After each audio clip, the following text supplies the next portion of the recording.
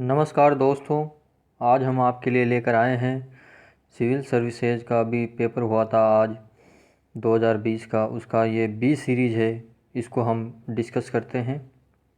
इसका पहला प्रश्न है, कार्बन नैनोट्यूब के संदर्भ में निम्नलिखित कथनों पर विचार कीजिए। पहला कथन है, इनको मानव शरीर में औषधियों और प्रतिजनों के वाहकों के रूप में प्रयुक्त किया जा सकता है। दूसरा, इनको मानव शरीर के क्षतिग्रस्त भाग के लिए कृत्रिम रक्त केशिकाओं के रूप में बनाया जा सकता है। तीसरा, इनका जैव रासायनिक संवेदकों में उपयोग किया जा सकता है। और चौथा है, कार्बन नैनोट्यूब जैव निम्नीकरण होता है। तो दोस्तों, इसके सारे ऑप्शन सही है, इसका आंसर आएगा डी। अगला प्रश्न है, खेत में फसल पर पीड़कनाशी छिड़कना, सक्रिय ज्वालामुखी के मुखों का निरीक्षण करना और डीएनए विश्लेषण के लिए उत्क्षेपण करती हुई व्हेल के श्वास नमूने एकत्रित करना। जो ड्रोन है उससे क्या क्या किया जा सकता है वो बताया गया है। तो ड्रोन से ये तीनों काम किए जा सकते हैं। चलिए अगला प्रश्न देखते हैं। यह प्रयोग 3 ऐसे अंतरिक्ष यानों को काम में लाएगा जो एक समबाहुभुज त्रिभुज की आकृति में उड़ान भरेंगे, जिसमें प्रत्येक भुजा 1 मिलियन किलोमीटर लंबी है। यहाँ पे दिया हुआ है 1 मिलियन किलोमीटर लंबी। इस लंबाई के लिए हम लीजा, साइंस में है वर्ड लीजा, जैसे बहुत ज़्यादा ठंडा हो उसके लिए क्रायोजेनिक इंजन वगैरह, क्रायोजेनिक उसकी क्रायो टेम्परेचर की हम बात करते हैं। इसी तरह बहुत ज़्यादा लंबाई के लिए हम लीज़ा की बात करते हैं। तो आपके ए और बी ऑप्शन कट गए। लीज़ा में 2 ऑप्शन बचे, सी और डी।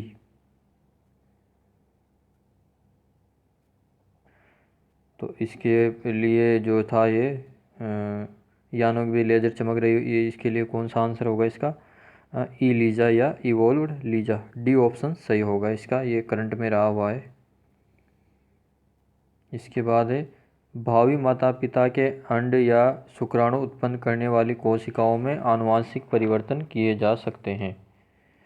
दूसरा है, व्यक्ति का जीनोम जन्म से पूर्व प्रारंभिक भ्रूणीय अवस्था में संपादित किया जा सकता है। तीसरा है, मानव प्रेरित बहुशक्त स्टेम कोशिकाओं को एक सूकर के भ्रूण में अंतर्वेशित किया जा सकता है। करने में तो किया जा सकता है, उसके ये इफ़ेक्ट की बात नहीं कर रहा है अभी। पहला दूसरा तो सही है, तीसरे में डाउट है। ये बोल रहा है अंतर्वेशित, इसका मतलब होता है इंजेक्ट। तो इंजेक्ट तो किसी में कर ही सकते हैं, ये ऐसे थोड़ी कह रहा है कि भाई उसका क्या प्रभाव पड़ेगा। तो इसका आंसर तीसरा हो गया। अब बात आती है न्यूमोकोकल संयुग्मी वैक्सीन की, उसके उपयोग का क्या महत्व है। ये वैक्सीन निमोनिया और साथ ही तानिका शोथ और इसके लिए यूज होती है सेप्सिस। तो पहला ऑप्शन हमारा सही हो गया।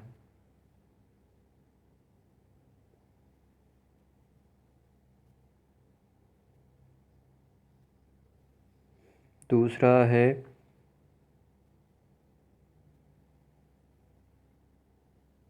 उन प्रतिजैविकों पर निर्भरता कम की जा सकती है जो औषध प्रतिरोधी जीवाणुओं के विरुद्ध प्रभावी नहीं हैं। ये हो गया ड्रग रेजिस्टेंस बैक्टीरिया, तो उनके लिए प्रभावी नहीं है, उनके लिए ये कम की जा सकती है उन पर निर्भरता इसके तहत। तीसरा है, इन वैक्सीन के कोई गौण साइड इफ़ेक्ट नहीं है। कोई नहीं है, ऐसा नहीं है, साइड इफ़ेक्ट सबके होते हैं। तो तीसरा कट गया, पहला दूसरा राइट, तो इसका ऑप्शन हो गया बी। बी ऑप्शन राइट है इसका। इसके बाद हम बात करते हैं अगले प्रश्न की। भारत में पब्लिक की इंफ्रास्ट्रक्चर किसके प्रसंग में प्रयुक्त किया जाता है। ये करंट का क्वेश्चन है। डिजिटल सुरक्षा आधारभूत संरचना, इसके लिए ये उपयोग किया जाता है। अगला प्रश्न है, कौन से पादप और प्राणी कोशिकाओं के बीच सामान्य अंतर के बारे में सही है। अंतर बताना है पादप और प्राणी कोशिकाओं के बीच में।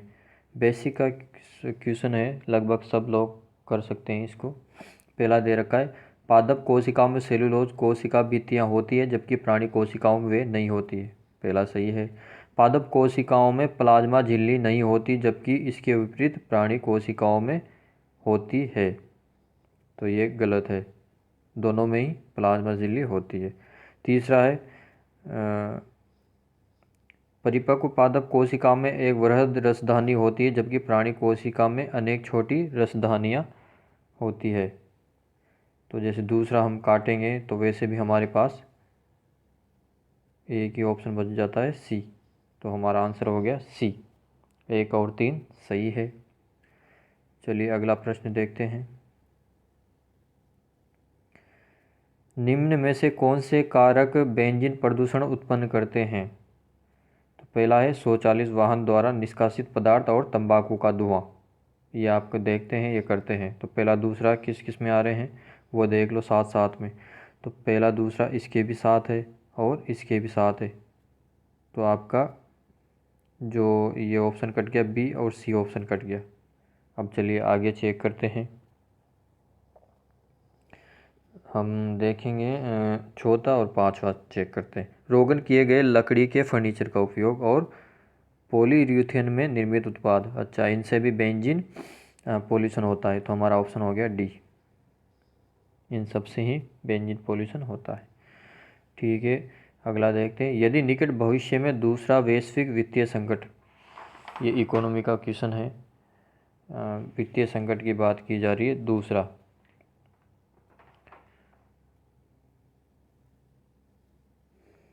यदि निकट भविष्य में दूसरा वैश्विक वित्तीय संकट होता है तो निम्न में से कौन सी कार्य नीति, अगर संकट होता है तो इन्वेस्टमेंट आना बंद हो जाएगा, तो हमें विदेशी ऋणों पर निर्भर कम होना होगा। तो पहला ऑप्शन यही बोलता है कि अल्पकालीन विदेशी ऋणों पर निर्भर न रहना।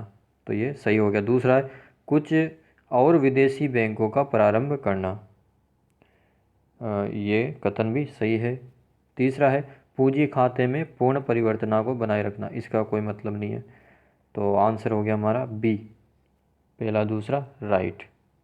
चलिए अगला प्रश्न देखते हैं। यदि आप अपने बैंक के मांग जमा खाते में से 1 लाख रुपए की नकद राशि निकालते हैं तो अर्थव्यवस्था में तात्कालिक रूप से मुद्रा की समग्र पूर्ति पर इसका क्या प्रभाव पड़ेगा? जो लिक्विडिटी में आप M1, M2, M3, M4 देखते हैं, उसमें आपने M3 का फॉर्मूला पढ़ा होगा। क्या क्या होता है उसमें?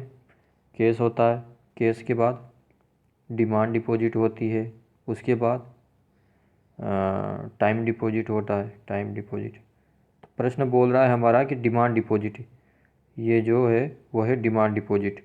ये अगर हमने निकलवाई है तो ये किस में चला गया? कैश में चला गया ना। अब आपके पास कैश में आ गया तो क्या हुआ? कोई बदलाव आया क्या अर्थव्यवस्था? नहीं, डिमांड से निकाल के कैश में चला गया। तो M3 में कोई चेंज नहीं आया ना। तो मुद्रा की समग्र पूर्ति क्या रही? अपरिवर्तनीय रहेगी। तो इसका डी आंसर सही हो गया। भारत के सांस्कृतिक इतिहास के संदर्भ में पारमिता शब्द का सही विवरण प्रस्तुत कीजिए। ये आर्ट एंड कल्चर का प्रश्न है।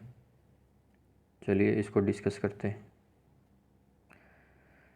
सूत्र पद्धति में लिखे गए प्राचीन धर्मशास्त्र पाठ को क्या पारमिता बोलते हैं?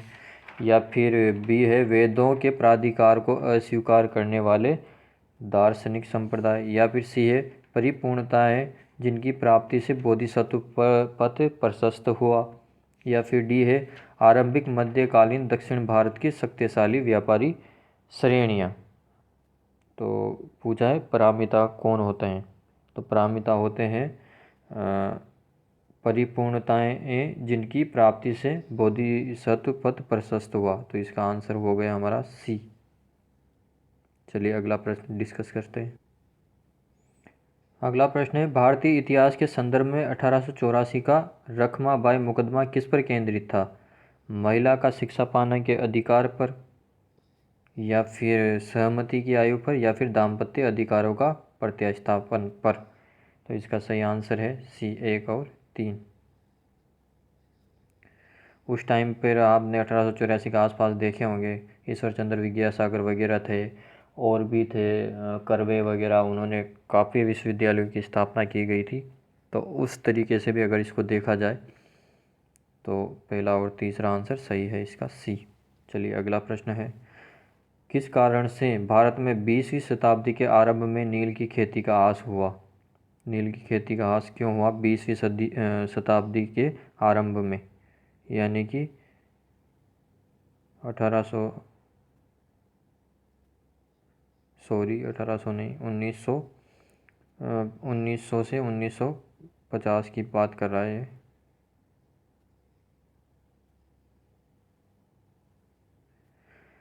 20वीं शताब्दी के आरंभ में नील की खेती का ह्रास क्यों हुआ? नील के उत्पादकों के अत्याचारी आचरण के प्रति काश्तकारों का विरोध, नए बीजों के कारण विश्व बाजार में इसका लाभकर होना, नई खोजों के कारण नील की खेती का राष्ट्रीय नेताओं द्वारा विरोध किया जाना, या उत्पादकों के ऊपर सरकार का नियंत्रण। 20वीं शताब्दी का प्रारंभ हो गया 1900 से 1950 के बीच की बात कर रहा है, तो ये इसका आंसर होगा नई खोजों के कारण विश्व बाजार में इसका अलाभकर होना। डाई वगैरह आ गई थी इस टाइम पे जर्मन में, तो उस कारण से इसका लाभकर नहीं रह गया था, तो इसका बी आंसर सही है। अगला प्रश्न है, वेलीजिली ने कलकत्ता में फोर्ट विलियम कॉलेज की स्थापना किस लिए की थी? एनसीईआरटी का क्वेश्चन है, बहुत सिंपल है, वह ब्रिटिश नागरिकों को प्रशिक्षण करना चाहता था। डी ऑप्शन सही है। भारत के इतिहास में उल गुलान, ये भी बहुत सीधा क्वेश्चन है, किससे से रिलेटेड है? ये बिरसा मुंडा से रिलेटेड है। ये भी वैसे देखा जाए तो हिस्ट्री का है, लेकिन ये करंट में अभी 16 नवंबर 2019 के आसपास इसकी फाउंडेशन रखा गया था बिरसा मुंडा का, झारखंड में। अगला प्रश्न है हमारा, प्राचीन भारत के विद्वान साहित्यकारों के संदर्भ में निम्नलिखित कथनों पर विचार कीजिए। इसमें देखना है, अमर सिंह देखना है। जो चंद्रगुप्त था, चंद्रगुप्त द्वितीय, उसमें नवरत्न थे, उसमें अमर सिंह था और कालिदास था, लेकिन यहाँ हर्षवर्धन दे रखा है, तो ये दूसरा ऑप्शन गलत हो गया। अब दूसरा किस किस में गलत है आया हुआ है, यानी कि ए ऑप्शन कट गया, बी ऑप्शन कट गया और सी ऑप्शन कट गया, सॉरी डी ऑप्शन भी कट गया, क्योंकि दूसरा गलत है ना, तो आंसर क्या हुआ हमारा सी, केवल तीसरा राइट। चलिए अगला प्रश्न देखते हैं, मानव प्रजनन तकनीक में अभिनव प्रगति के संदर्भ में प्रोन्यूक्लियर ट्रांसफ़र प्राकेंद्रित स्थानांतरण का प्रयोग किस लिए होता है? साइंस का क्वेश्चन है, बहुत ही टफ क्वेश्चन आए हैं इस बार साइंस के। प्रो न्यूक्लियर के बारे में बात की गई है, प्रो न्यूक्लियर टेक्नोलॉजी के बारे में।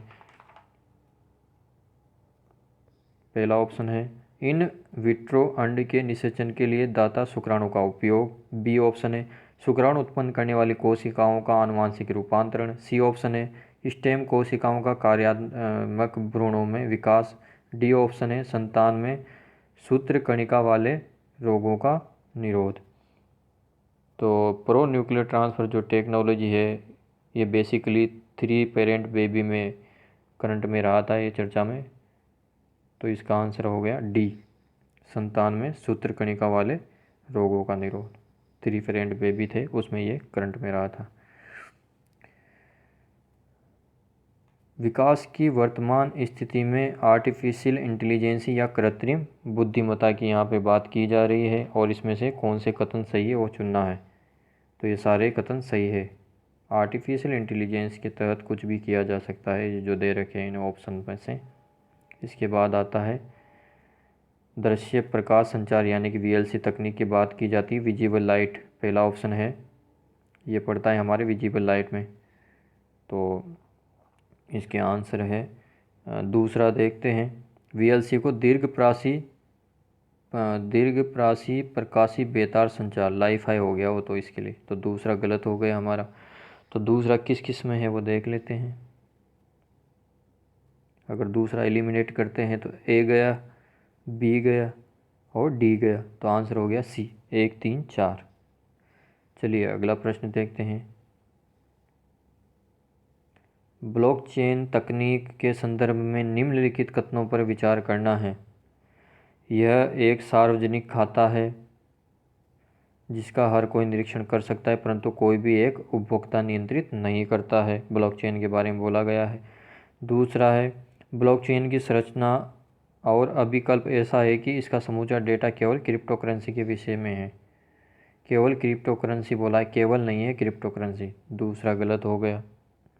तीसरा है ब्लॉकचेन के आधारभूत विशिष्टों पर आधारित अनुप्रयोग को बिना किसी व्यक्ति के अनुमति के विकसित किया जा सकता है।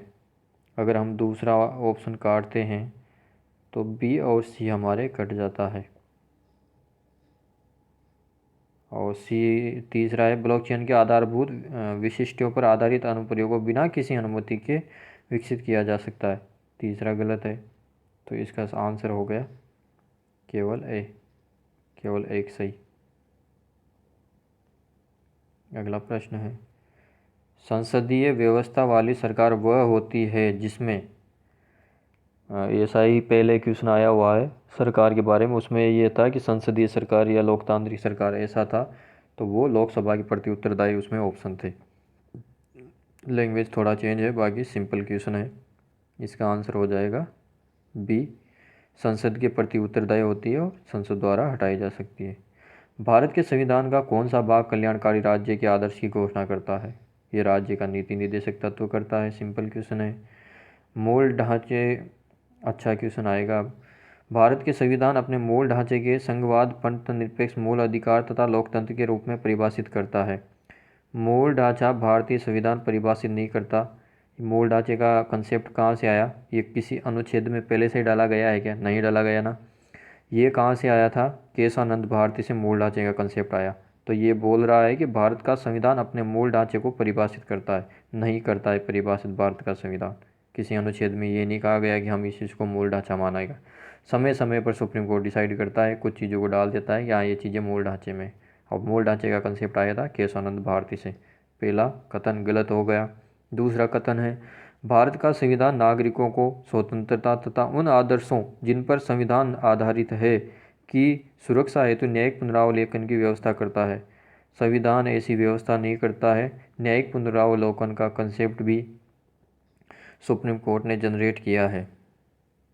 संविधान में ऐसा कहीं उल्लेख नहीं है, किसी अनुच्छेद में या किसी अनुसूची में ऐसा कुछ नहीं कहा गया है कि न्यायिक पुनरावलोकन या उसकी संविधान को बोला गया है। तो दोनों ही कथन इसमें गलत हो गए। तो हमारा ऑप्शन हो गया डी, डी ऑप्शन राइट है। गांधीवाद और मार्क्सवाद के बीच एक समान सहमति पाई जाती है। यह निम्न में से कौन सी सहमति है? एक, अंतिम लक्ष्य के रूप में राज्य विहीन समाज, वर्ग संघर्ष, ये कास्टिज्म था। ये इनमें आपने देखा होगा कास्टिज्म के ऊपर गांधी के कितनों से विवाद रहे। जो हमारे क्या नाम है जवाहरलाल नेहरू थे, उनसे विवाद थे। उनकी मार्क्सिज्म वाली थोड़ी फिलोसफी समाजवादी वाली, तो ये भी गलत है। निजी संपत्ति की समाप्ति, जमींदारों का आपने देखा होगा फॉलो करते थे या उनको मतलब उनका विरोध नहीं किया था गांधी जी ने, तो ये भी गलत हो गया। एक है आर्थिक नियतिवाद, डी भी गलत है। अगला प्रश्न है, भारत के संदर्भ में नौकरशाही का निम्न में से कौन सा उपयुक्त चरित्र चित्रण है? संसदीय लोकतंत्र की व्याप्ति को विस्तार देने वाला अभिकरण? नहीं। संघीय ढांचे को सुदृढ़ करने वाला? ये भी नहीं। राजनीतिक स्थायित्व वाला? नहीं। फिर इसका काम क्या है? एक होती स्थायी कार्यपालिका, एक अस्थायी कार्यपालिका होती है। तो ये स्थायी कार्यपालिका हो गई। इनका काम क्या है? लोक नीति के क्रियान्वयन करने का काम है। भारत के संविधान की उद्देशिका की बात की जा रही है, क्या है क्या नहीं है। ये बोला है संविधान का भाग है किंतु कोई विधिक प्रावधान नहीं रखता। संविधान का भाग है, कोई विधिक प्रावधान नहीं रखता है, लेकिन कैसे रखता है? कोई भी जो किसी पे वाद विवाद हो रहा है, कोई अनुच्छेद है या कोई भाग है, तो उसका उद्देशिका को यूज कर सकते हैं उसकी डेफिनेशन देने के लिए। तो अन्य भागों से ये स्वतंत्र नहीं है, उनके रिलेट करने के बाद ही इसका विधिक प्रभाव होगा। उनसे स्वतंत्र इसका विधिक प्रभाव नहीं होगा। और केशवानंद भारती में जैसा कि बोला गया है, संविधान जो प्रस्तावना है वो संविधान का भाग है। तो ये सही हो गया। अब बात करते हैं स्वर्ण ट्रांस या ये रिजर्व ट्रांस। ये करंट का क्वेश्चन है, सिंपल है। IMF द्वारा सदस्यों को प्रदत्त की जाने वाली एक साख प्रणाली है। भारत के संविधान के भाग 4 में अंतर्विष्ट प्रावधान कौन सा सही है? वे न्यायालयों द्वारा परिवर्तनीय होंगे? नहीं। भाग 4 में क्या है हमारा? राज्य के नीति निर्देशक तत्व, तो वो न्यायालय द्वारा परिवर्तनीय होते हैं क्या? नहीं, वे किसी न्यायालय द्वारा परिवर्तनीय नहीं होंगे। बिल्कुल सही। इस भाग में अधिकथित सिद्धांत राज्य के द्वारा कानून बनाने को प्रभावित करेंगे। बिल्कुल सही। तो हमारा आंसर हो गया 2 और 3, डी ऑप्शन सही हो गया। अगला हम बात करते हैं, भारत के संविधान के अनुसार कोई भी ऐसा व्यक्ति जो मतदान के लिए योग्य है,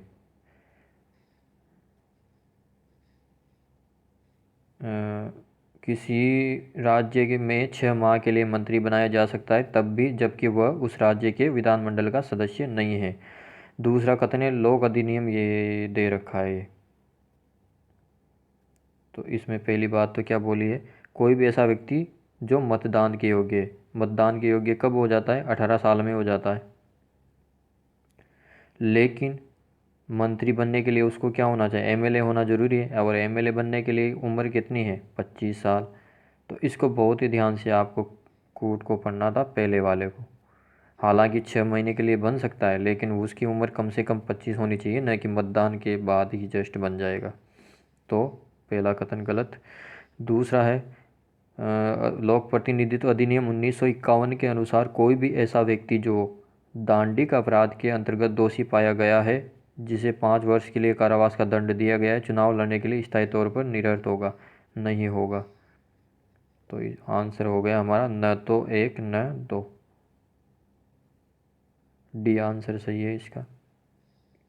अगला है, भारत का राष्ट्रपति ऐसे स्थान पर जिसे वह ठीक समझे संसद का सत्र आउट कर सकता है। बिल्कुल सही है। भारत का संविधान 1 वर्ष में संसद के 3 सत्रों का प्रावधान करता है, ऐसा कोई प्रावधान नहीं है।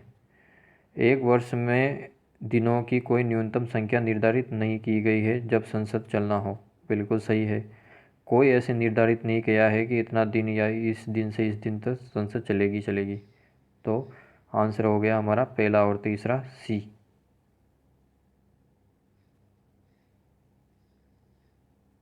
अगला प्रश्न है, आधार मेटा डेटा को 3 महीने से अधिक संग्रहित नहीं किया जा सकता। बिल्कुल सही है। राज्य निजी निगमों को ये साझा नहीं कर सकता। बिल्कुल नहीं कर सकता, तो ये भी सही है। आधार बीमा उत्पादकों को प्राप्त करने के लिए अनिवार्य है, नहीं, ये गलत है। और इसके बाद है हमारा, आधार भारत की संचित निधि से हित लाभ प्राप्त करता है। दोस्तों, जो आधार बिल था वो मनी बिल के थ्रू पारित कराया गया था, धन विधेयक जिसको बोलते हैं। और धन विधेयक किस लिए होता है? अनुच्छेद 110 में क्या बोला गया है? भारत की संचित निधि से धन निकालने के लिए धन विधेयक लाता है। यानी कि चौथा ऑप्शन हमारा सही हो गया। क्यों? क्योंकि भारत की संचित निधि से अगर कोई धन जा रहा है तो आधार की जरूरत पड़ेगी, क्योंकि ये धन विधेयक के थ्रू पारित कराया गया था as a money bill. Rajya Sabha की लोकसभा के समान शक्तियाँ किस क्षेत्र में हैं? ये भी सिंपल क्वेश्चन है, संविधान संशोधन में है।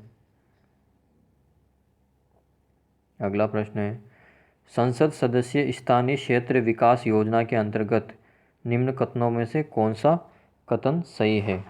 संसद आदर्श एमपी लैंड निधि टिकाऊ परिसंपत्तियों जैसे स्वास्थ्य, शिक्षा आदि की भौतिक आधारभूत संरचनाओं के निर्माण में प्रयुक्त हो सकती है।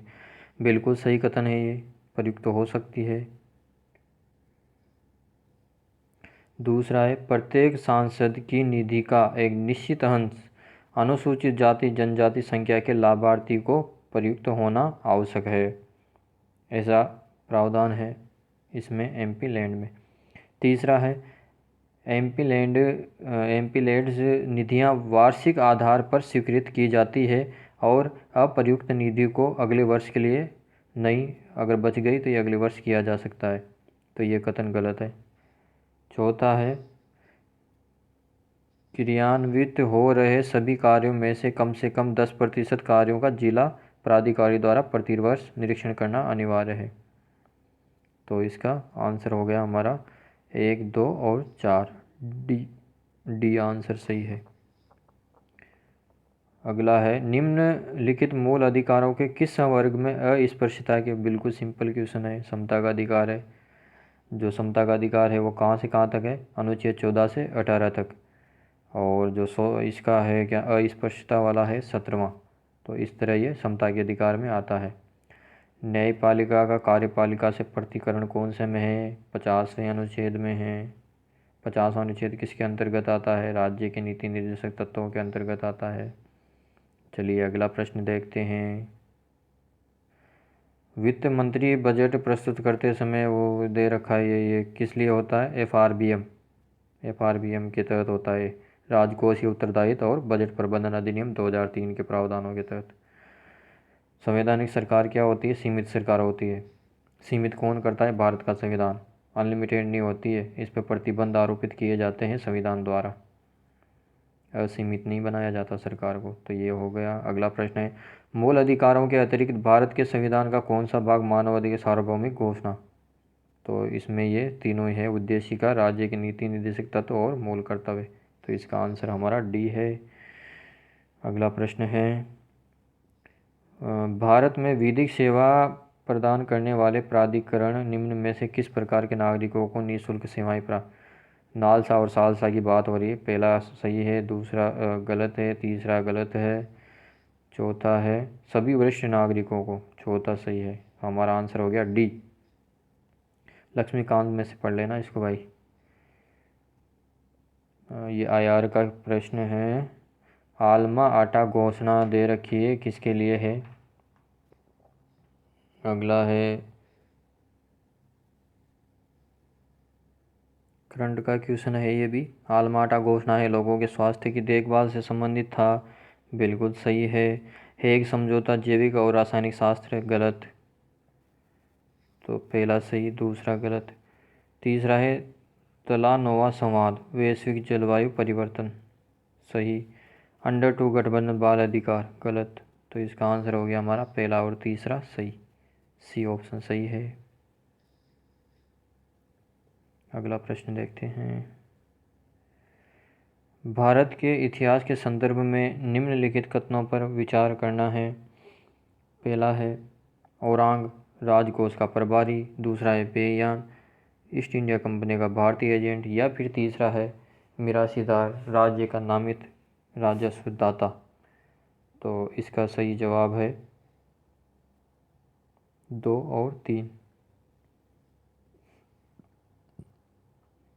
अगला प्रश्न देखते हैं।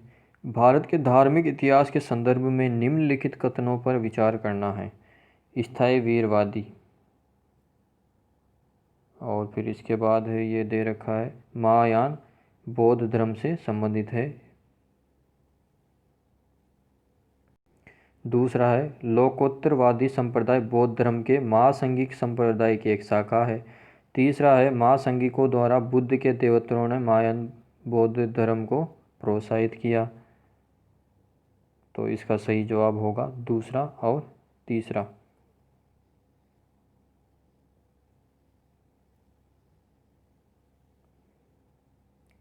बी ऑप्शन सही है। अगला प्रश्न देखते हैं।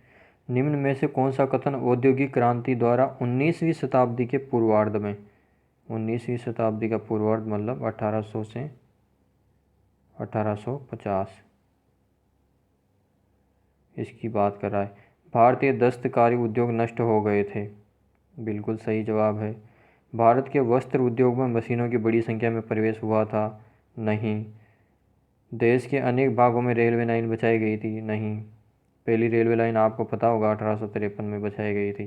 तो ये बात कब की कर रहा है? 1800 से 1850 की बात कर रहा है, 19वीं शताब्दी के पूर्वार्ध की। डी है ब्रिटिश उत्पादन के आयात पर भारी शुल्क लगाया गया, नहीं, उनके आयात पर नहीं बल्कि इंडिया के आयात को हतोत्साहित किया गया था। तो इसका हमारा सही जवाब हो गया ए। भारतीय दस्तकारी उद्योग नष्ट हो गए थे। भारत के इतिहास में निम्नलिखित घटनाओं पर विचार करना है, क्रम वाइज इन घटनाओं को जमाना है। कौन सी घटना पहले हुई, फिर दूसरी, फिर तीसरी। राजा भोज के अधीन प्रतिहारों का विदय, दूसरा है महेंद्र वर्मन प्रथम के अधीन पल्लव सत्ता की स्थापना, तीसरा है प्रांतक एक द्वारा चोल सत्ता की स्थापना, चौथा है गोपाल द्वारा पाल वंश की स्थापना। तो इसका सही जवाब है सी। दूसरा, फिर चौथा, फिर पहला और फिर तीसरा। अगला प्रश्न है, उत्तर हर्षकालीन स्रोतों में प्राप्त हुंडी, हुंडी की बात की जा रही है, हुंडी क्या थी उत्तर हर्षकाल में? तो उत्तर हर्षकाल में हुंडी थी विनिमय पत्र। सी ऑप्शन सही है, अ बिल ऑफ एक्सचेंज। अगला प्रश्न देखते हैं, स्वतंत्रता संग्राम के समय लिखी गई सखाराम गणेश देउस्कर की पुस्तक का नाम दे रखा है देशेर कथा के संदर्भ में निम्नलिखित कथनों पर विचार करना है। कथन दे रखे हैं, इस पुस्तक ने औपनिवेशिक राज्य द्वारा मस्तिष्क की सम्मोहक विजय के विरोध में चेतावनी दी, या इस पुस्तक ने स्वदेशी नुक्कड़ नाटकों तथा लोकगीतों को प्रेरित किया। तीसरा है, देउस्कर द्वारा देश शब्द का प्रयोग बंगाल क्षेत्र के विशिष्ट संदर्भ में किया गया। तो इसका सही आंसर है पहला और दूसरा, तो ए ऑप्शन सही हो गया। बहुत ही कठिन प्रश्न है ये, ऐसे प्रश्न ज़्यादातर यूपीएससी एग्ज़ाम में हालांकि पूछे नहीं जाते हैं, लेकिन पूछ लिया है। और किताब भी ऐसी पूछी है जो मतलब पढ़ी नहीं हो, नॉर्मल पढ़ते रहते हैं, गांधी की हो गई, इनकी किताबें पढ़ते रहते हैं। चलिए अगला प्रश्न है, गांधी इरविन समझौते का। राउंड टेबल कॉन्फ्रेंस में भाग लेने के लिए कांग्रेस को आमंत्रित किया गया। पहला सही है। असहयोग आंदोलन के संबंध में ये सविनय अवज्ञा आंदोलन था, तो इसको इंग्लिश में देख लीजिए एक बार, क्योंकि हिंदी में गलत कर दिया उन्होंने हिंदी अनुवाद। इसका होता है, कौन सा प्रश्न है, 47वें में देख लीजिए आप इंग्लिश में। दूसरा देख पा रहे हैं यहाँ पे, ये है ऑर्डिनेंस सिविल डिसओबिएंट, सविनय अवज्ञा। वहाँ पे क्या लिखा हुआ हिंदी में, असहयोग आंदोलन, तो इस पे ध्यान दीजिए, वो इंग्लिश वाला माना जाएगा। तो ये भी जारी किए अध्यादेशों को वापस लेना, ये भी सही है, पहला सही। स्पेक्ट्रम अच्छी बुक है, इसके लिए अच्छे से पढ़ सकते हो। पुलिस की जातियों की जांच हेतु गांधी जी के सुझाव की स्वीकृति केवल उन्हीं कैदियों की राय जिन पर हिंसा का अभियोग नहीं था। 1, 2, 4 राइट है। अगला प्रश्न है, अस्पृश्य समुदाय के लोगों को लक्षित कर प्रथम मासिक पत्रिका विटाल विध्वंस किसके द्वारा प्रकाशित की गई? ऐसी पत्रिका का नाम आपने इनके बारे में तो खूब पढ़ा है, ऐसी कोई पत्रिका पढ़ी थी क्या? नहीं पढ़ी ना, आंसर हो गया गोपाल बाबा वलंगकर। भारत के इतिहास के संदर्भ में कुल्यवाप तथा द्रोणवाप शब्द का किसको निर्दिष्ट करते हैं? तो कुल्यवाप और द्रोणवाप क्या था? ये थे मेजरमेंट ऑफ लैंड, भूमि का वर्गीकरण या भूमाप। अगला प्रश्न है, अपनी प्रजा को अभिलेख के माध्यम से परामर्श देता है। अभिलेख ज़्यादातर अशोक के हैं, तो वैसे भी आंसर ए आंसर सही है इसका। अगला है,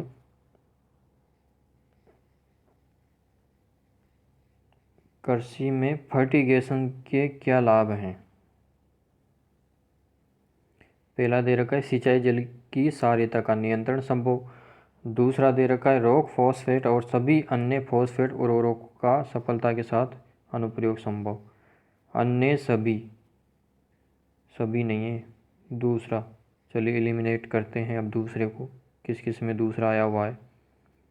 इसमें दूसरा है, इसमें दूसरा है और इसमें दूसरा है, तो आंसर हो गया हमारा सी। अगला प्रश्न, बेंटोनाइट, क्रोमाइट, काइनाइट और सिलेमेनाइट, बात कर रहा है मेजर मिनरल की। तो इनमें से कौन सा है? जो मेजर और माइनर मिनरल समझ लेते हैं। माइनर मिनरल क्या होते हैं? माइनर जो मिनरल होते हैं वो होते हैं जो कले या चीका में पाए जाते हैं और बिल्डिंग बनाने के काम में आते हैं। तो जो हमारा बेंटोनाइट है वो कले में पाया जाता है, चीका में पाया जाता है। इसलिए ये माइनर है, बाकी सब मेजर मिनरल है। तो आंसर हो गया हमारा 2, 3, 4 डी। हमारा आंसर हो गया डी। अगला प्रश्न है, महासागरीय औसत तापमान यानी कि OMT, ocean thermal ocean mean temperature, इसकी बात की जा रही है। पहला है इसमें ओशियन मेंट OMT को 26 डिग्री सेंटीग्रेड समताप रेखा की गहराई तक मापा जाता है, जो जनवरी मार्च में हिंद महासागर के दक्षिण पश्चिम में 129 मीटर पर होती है। पहला गलत है। OMT को जनवरी मार्च में एकत्रित किया जाता है। उसे यह निर्धारित करने के लिए प्रयोग किया जा सकता है कि मानसून में वर्षा की मात्रा एक निश्चित दीर्घकालीन औसत ताप से कम होगी या अधिक। तो इसका दूसरा सही है, तो केवल दूसरा सही। तो आंसर हो गया हमारा बी।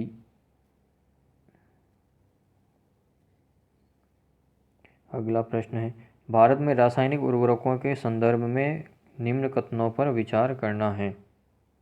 कथन क्या क्या है? वर्तमान में रासायनिक उर्वरक बाजार संचालित करते हैं सरकार द्वारा, गलत, सब्सिडी देती है सरकार। दूसरा है, अमोनिया जो यूरिया बनाने के काम आता है वो प्राकृतिक गैस, सही है। सल्फर जो फास्फोरिक अम्ल उर्वरक के लिए कच्चा माल है वह तेल शोधन कार्य उप उत्पाद भी है। दूसरा तीसरा बी ऑप्शन सही है इसका। अगला है हमारा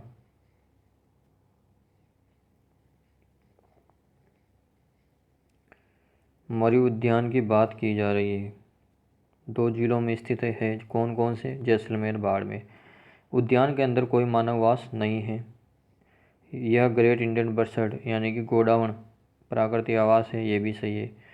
उद्यान के अंदर कोई मानववास स्थल नहीं है, इसके अंदर स्थल है, तो ये गलत हो गया। पहला और तीसरा राइट, तो हमारा आंसर हो गया सी।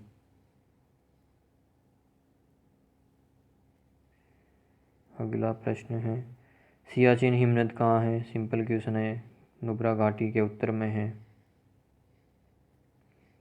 नेक्स्ट प्रश्न, प्रसिद्ध स्थल दे रखे हैं, तो इनमें आप सबसे पहले क्या देख सकते हो? थानेसर देख सकते हो, हर्षवर्धन में पड़ा होगा थानेसर। कहाँ का था? हरियाणा में। यहाँ दे रखा है उत्तर प्रदेश। तो इसको अगर हम काटेंगे तो ये गया और डी गया।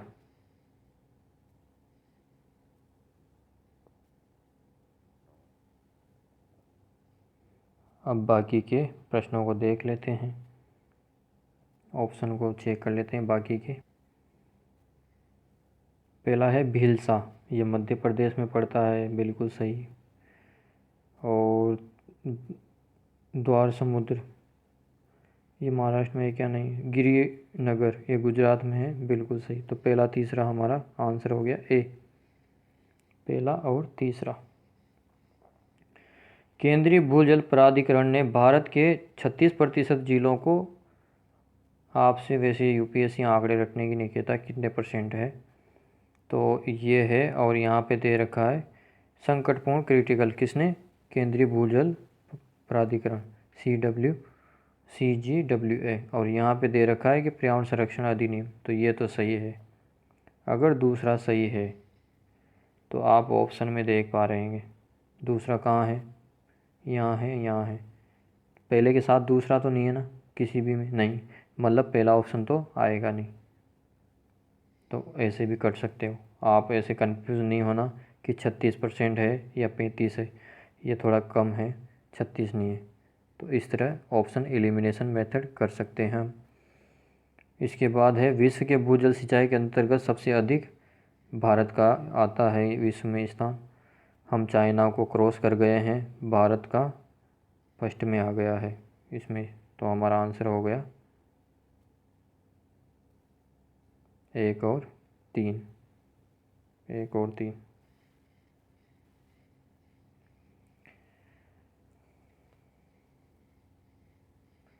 जेट प्रवाह केवल उत्तरी गोलार्ध में होते हैं? नहीं, दक्षिण में भी होते हैं। केवल कुछ चक्रवात ही केंद्र की आग उत्पन्न करते हैं, बिल्कुल सही जवाब। कौन कौन से चक्रवात हैं? हमने चक्रवात पढ़ा है, जो होता है वो ट्रॉपिकल साइकिल में ही चक्रवात की आँख पाई जाती है, जो उष्णकटिबंधीय चक्रवात हैं उनमें। जबकि जो एक्स्ट्रा ट्रॉपिकल साइक्लोन होते हैं या टेम्परेट साइक्लोन होते हैं उनमें ये आँख नहीं पाई जाती है। आपने देखा होगा वाताग्र जनित जो चक्रवात होते हैं उसमें स्पष्ट वाताग्र प्रणालियाँ पाई जाती है, कोई आँख वगैरह नहीं पाई जाती है।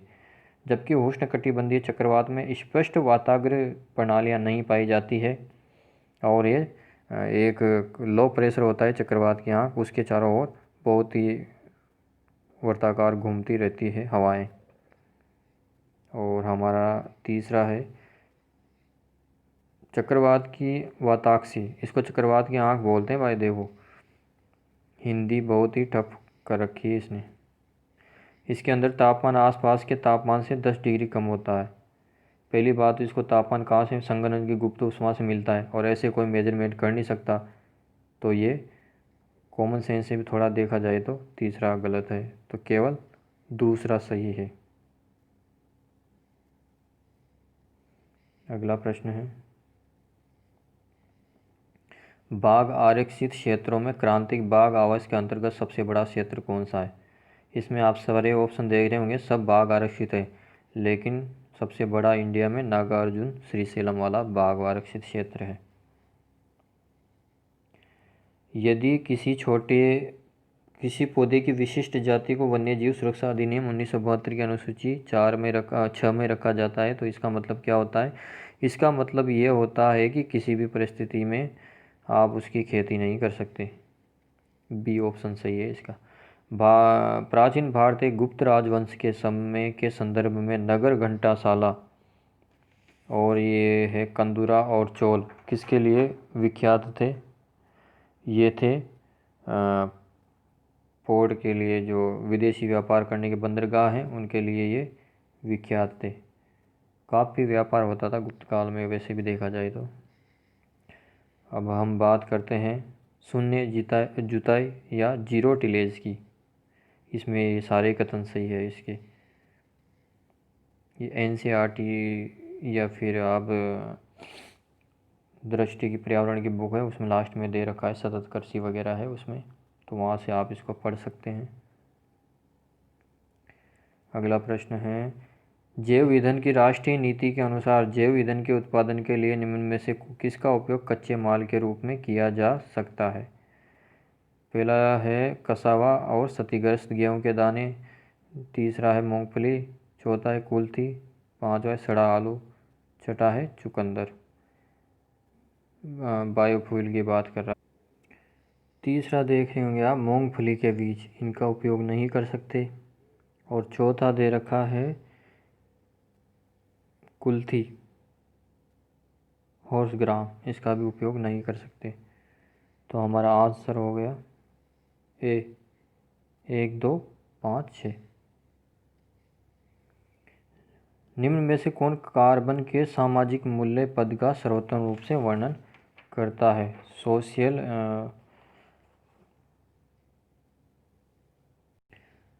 सोशल लॉस्ट ऑफ कार्बन, इसकी बात की जा रही है। तो किसका ये माप है? प्रदत्त वर्ष में 1 टन CO2 के उत्सर्जन से होने वाली दीर्घकालिक क्षति। ये ऑप्शन सही है इसका। अगला प्रश्न देखते हैं भारत में दालों के उत्पादन के संबंध में निम्न कथनों पर विचार करना है। उड़द की खेती खरीफ और रबी दोनों फसलों में की जा सकती है। कुल दाल उत्पादन का लगभग आधा भाग केवल मूंग होता है। पिछले 3 दशकों में जहां खरीफ दालों का उत्पादन बढ़ा वहीं रबी दालों का उत्पादन घटा है। तो इसका केवल एक ऑप्शन सही है। उड़द की खेती खरीफ और रबी दोनों फसलों में की जा सकती है, बाकी दूसरा और तीसरा गलत है। चलिए अगला प्रश्न देखते हैं। फसल के बारे में दिया गया है, ये कौन सी फसल है? तो इसका वर्णन आप पढ़ सकते हैं। 67वां प्रश्न, ये एनसीईआरटी में एज इट इज़ दे रखा है। कपास की फसल का वर्णन है। अगली बात की गई सौर जल पंपों की। इसके संदर्भ में निम्नलिखित कथनों पर विचार करना है। सौर ऊर्जा का प्रयोग पृष्ठीय पंपों को चलाने के लिए हो सकता है और निम्बजनी सबमर्सिबल पंपों के लिए नहीं हो सकता। दूसरा है सौर ऊर्जा का प्रयोग अपकेंद्रीय पंपों को चलाने के लिए हो सकता है और पिस्टन वालों के लिए नहीं। सही कथन को इसमें चुनना है। कौन सा कथन सही है? सोलर वाटर पंप के लिए सही कथन है न, तो डी ऑप्शन इसका सही है, दोनों ही गलत है। ये जो समर्सिबल पंप हैं उनके लिए भी इसका उपयोग हो सकता है और है अब चलाने के हो सकता है पिस्टन वालों के लिए भी इसका उपयोग हो सकता है। तो दोनों ही गलत है, ना तो वो एक ना दो। अगला प्रश्न, भारत में गन्ने की खेती में वर्तमान प्रवृत्तियाँ दी गई है। जब बड चीप सेटलिंग ये दे रखा है, उगाकर कृषि में प्रतिरोपित किया जाता है, बीज सामग्री की बचत होती है। जब सेट्स को सीधे रोपण किया जाता है गन्ने की खेती, इसके बारे में हमें देखना है। इसके ऑप्शन दे रखे हैं भारत में गन्ने की खेती के वर्तमान प्रवृत्तियों के, तो इसके आंसर है सी, पहला और चौथा।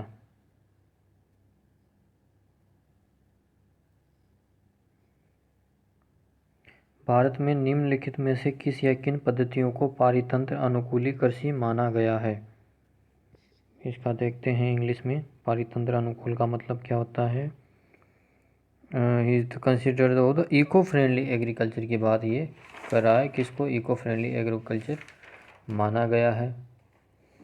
तो इसके ऑप्शन देख लेते हैं।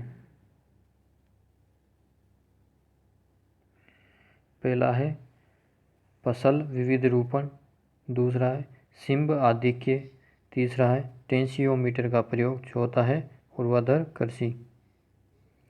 तो इन चारों को ही इको फ्रेंडली कृषि का पार्ट माना गया है। फसल विविध रूपण को सिंब आधिक्य, लेग्यूम इंटेंसिफिकेशन, टेंसियोमीटर का प्रयोग और ऊर्ध्वाधर कृषि। अगला प्रश्न देखते हैं, भारत में निम्न में से किन्हें कृषि में सार्वजनिक निवेश माना जा सकता है?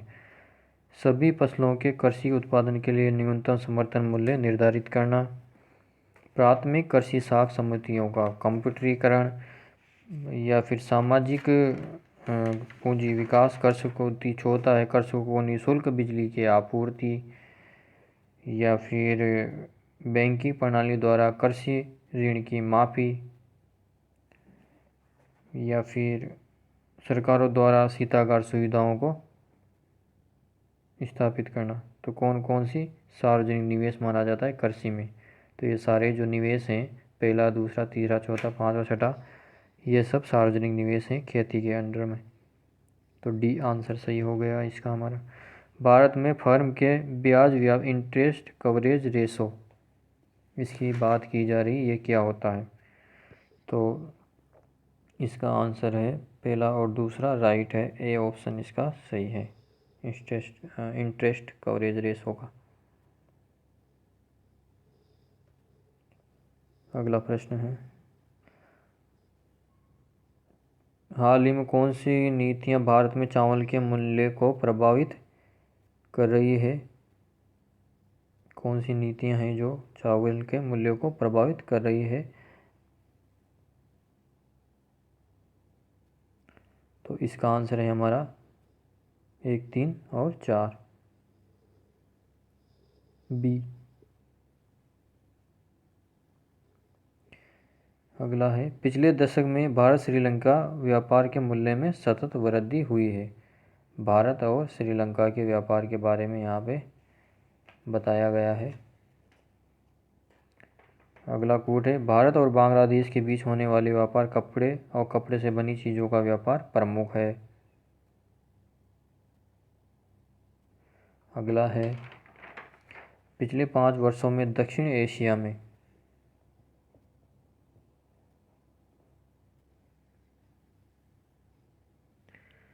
भारत के व्यापार का सबसे बड़ा भागीदार नेपाल रहा है। तीसरा ऑप्शन गलत है, नेपाल नहीं बांग्लादेश रहा है। किसमें? दक्षिण एशिया की बात कर रहा है। तो यहाँ पे आपको दक्षिण एशिया देखना है और नेपाल देखना है, बांग्लादेश है आंसर। तो तीसरा अगर हम एलिमिनेट करते हैं तो हमारे सी और डी ऑप्शन कट जाते हैं। और हमारा फिर आंसर बचता है बी, केवल दूसरा आंसर सही है, पहला गलत है। भारत और श्रीलंका व्यापार के मूल्य में सतत वृद्धि नहीं हुई, बीच में ग्राफ ऊंचा नीचा भी था। चलिए अगला प्रश्न देखते हैं। G20 की बात की गई है, थ्योरी का क्वेश्चन है, रटा हुआ होना चाहिए। इसका आंसर ए है, G20 के देश। किसान क्रेडिट कार्ड योजना की बात कर रहा है। इसके ऑप्शन में आप अगर देखोगे तो सबसे पहले बात है, किसान क्रेडिट कोई परिवार के घर के लिए बनाएगा तो उसके लिए किसान क्रेडिट काम नहीं आएगा, खेती बाड़ी से ही संबंधित है। तो पांचवा अगर हम काटते हैं तो हमारा ये कट गया, डी, सी कट गया, ए कट गया, आंसर हो गया बी। अगला प्रश्न देखते हैं।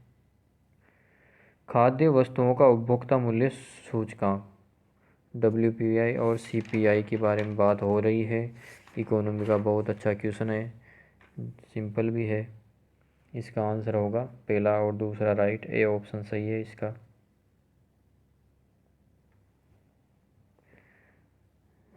अगले प्रश्न में आते हैं। कौन सी नदी कहाँ जाके गिरती है ये बताया गया है यहाँ पे। तो ये है हमारा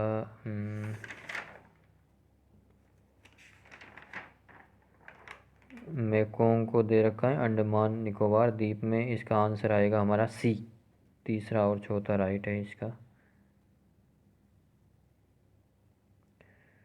अगला है हमारा 79।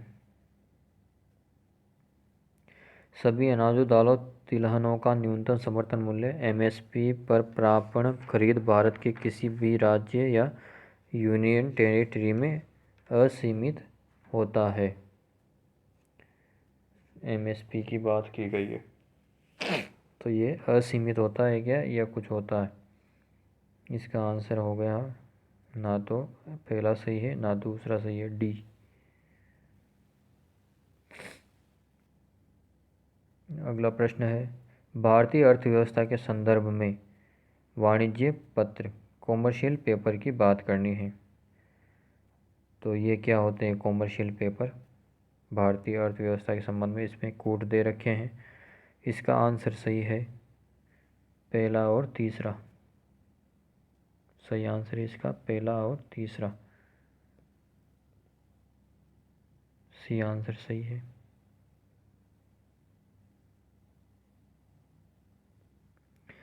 प्रत्यक्ष विदेशी निवेश के संदर्भ में कौन सी उसकी प्रमुख विशेषता मानी जाती है? प्रत्यक्ष विदेशी, फॉरेन डायरेक्ट इन्वेस्टमेंट, इसकी क्या विशेषता है? ये ऑप्शन दे रखे हैं। इसका सही आंसर है बी। वर्तमान में अंतर्राष्ट्रीय व्यापार में कौन सा कथन सही है? भारत के माल का निर्यात, भारत के माल के एक्सपोर्ट की बात की जा रही है, कौन सा है? इसका आंसर है हमारा सी, तीसरा केवल।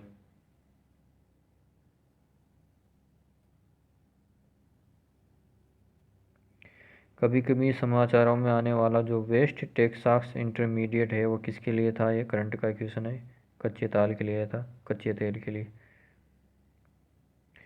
भारतीय अर्थव्यवस्था के संदर्भ में कौन सा गैर वित्तीय ऋण में सम्मिलित है? गैर वित्तीय ऋण, नॉन फाइनेंशियल डेट, इसमें कौन कौन सम्मिलित है? केवल पहला इसमें सम्मिलित है, तो आंसर हो गया हमारा ओनली 1, ए। अगला है, परमाणु रिएक्टर दे रखा है, IAEA की बात की जा रही है। इसका सही जवाब है बी, IAEA 85 का सही जवाब है बी। कुछ आयातित यूरेनियम का प्रयोग करते हैं और अन्य घरेलू आपूर्ति का। अगला प्रश्न है, ट्रिम से रिलेटेड अगला प्रश्न है हमारा। इसमें कूट दिए हुए हैं। इसका आंसर है बी, केवल 2 कूट, दूसरा है वही सही है, पहला गलत है और तीसरा भी गलत है, केवल 2 सही है। अगला प्रश्न देखते हैं। यदि आरबीआई प्रसारवादी मौद्रिक नीति का अनुसरण करता है, आरबीआई के बारे में बताया गया है कि अगर आरबीआई प्रसारवादी मौद्रिक नीति का अनुसरण करता है तो उसका क्या प्रभाव पड़ेगा, तो उसका केवल दूसरा प्रभाव पड़ेगा। कौन सा? सीमांत स्थायी सुविधा दर को बढ़ाना। तो ये बी ऑप्शन सही हो गया।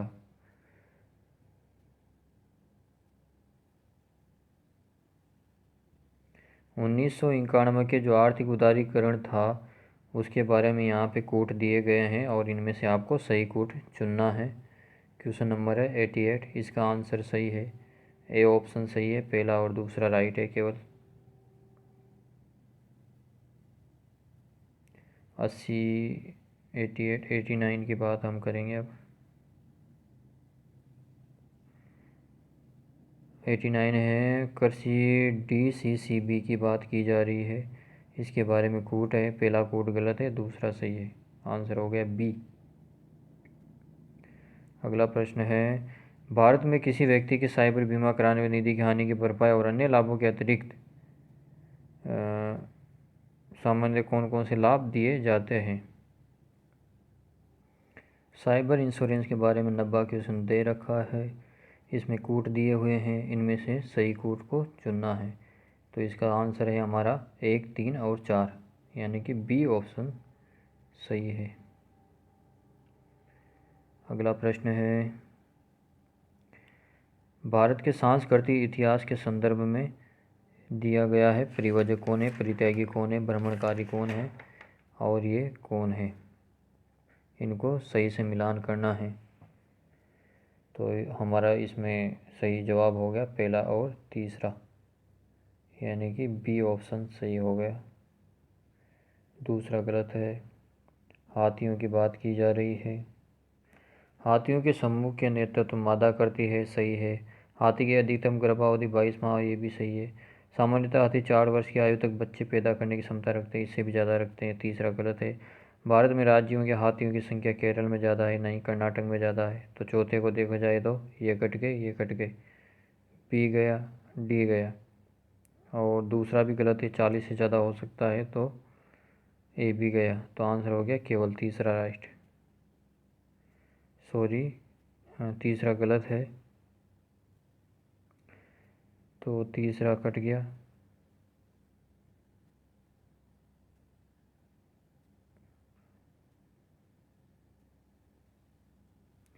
पहला दूसरा राइट हो गया, पहला राइट है, दूसरा राइट है, 40 साल इससे भी ज़्यादा हो सकता है, तीसरा गलत है। हाथियों की संख्या कर्नाटक में ज़्यादा है केरल की बजाय, चौथा गलत है।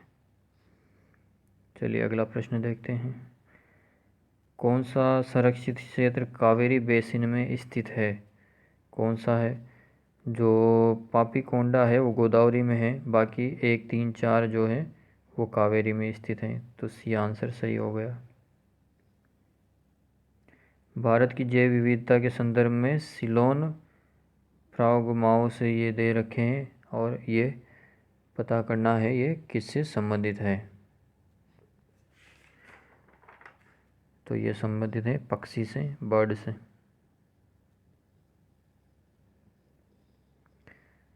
भूप सिंह, ये बारासिंगा दे रखा है, कान्हा राष्ट्रीय उद्यान इसमें आंसर हो गया। भूप सिंह द बारासिंगा, अभी मस्कट किया था इसका घोषित, भूप सिंह द बारासिंगा को, किसका? Kanha tiger, Kanha national park का। ये कहाँ पे है? एमपी में है। इसके बाद हम बात करते हैं, इस्पात स्लेग निम्न में से किसके लिए सामग्री हो सकती है? इस्पात स्लेग का उपयोग, इसमें हमारा आंसर है पहला, दूसरा, तीसरा, तीनों आंसर सही है। इस्पात स्लेग का सड़क बनाने के लिए भी यूज हो सकता है, कृषि के लिए भी हो सकता है, भूमि के सुधार कृषि भूमि में, और सीमेंट के लिए भी इसका उपयोग किया जा सकता है। अगला प्रश्न है, कौन से ऐसे सर्वाधिक संभावनीय स्थान है जहाँ कस्तूरी मृग अपने प्राकृतिक आवास में मिल सकता है? कस्तूरी मृग कहाँ पर प्राकृतिक आवास में इसका आंसर है पहला और दूसरा, ए ऑप्शन सही है, यानी कि ये अस्कोट वन्यजीव अभयारण्य और गंगोत्री राष्ट्रीय उद्यान में पाया जा सकता है केवल। अगला प्रश्न है, ग्रामीण सड़क निर्माण में पर्यावरणीय दीर्घ उपयोगिता को सुनिश्चित करने अथवा कार्बन पदचिह्नों को हटाने के लिए किसके प्रयोग को अधिक प्राथमिकता दी जानी? इसका आंसर है पहला, दूसरा, तीसरा। पर्यावरण की दृष्टि से पहला, दूसरा, तीसरा राइट है इसका। इस तरह हमारा आंसर हो गया ए ऑप्शन सही। चलिए अगला प्रश्न देखते हैं। कोयले की राख यानी कि फ्लाई ऐश की बात की जा रही है। उसमें आर्सेनिक, सीसा और पारद अंतर्विष्ट कोल ऐश की बात की जा रही है यहाँ पे। पारद अंतर्विष्ट होते हैं और यह कोयल संचार विद्युत में सल्फर डाइऑक्साइड और नाइट्रोजन का ऑक्साइड उत्सर्जित होते हैं। तीसरा कोड है भारतीय कोयले में राख की अधिक मात्रा पाई जाती है। ये तीनों ही सही है, तो इसका आंसर हो गया डी। लास्ट क्वेश्चन देखते हैं। बायोचार क्या है? बायोचार के बारे में है। इसमें कोड दे रखे हैं, तो इसमें से सारे कोड सही हैं, डी ऑप्शन सही है। बहुत बहुत धन्यवाद दोस्तों। अगर आपको किसी प्रश्न में, व्याख्या में या कोई डाउट हो किसी प्रश्न से संबंधित, तो कृपया हमारे कमेंट बॉक्स में कमेंट करें। बहुत बहुत धन्यवाद। All the best for mains exam.